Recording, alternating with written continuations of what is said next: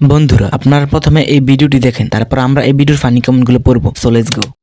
তারা আমি জুম্মার নামাজ পড়ে চাইছি, আর ওই গ্রামের মুকুল চাচা তারা তাহাজ্জুদ নামাজ পড়ে নিয়ে গেছে। বলতে হবে চাচার নামাজের পাওয়ার আছে। মেরে নামে অভিনয় কর।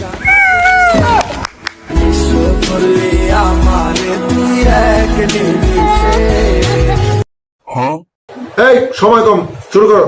এটা দেখা নিজের নিয়ে চিন্তার মধ্যে পড়ে গেলাম। হায় হায়, কথায় কথায় ব্লক মারা মেয়ে।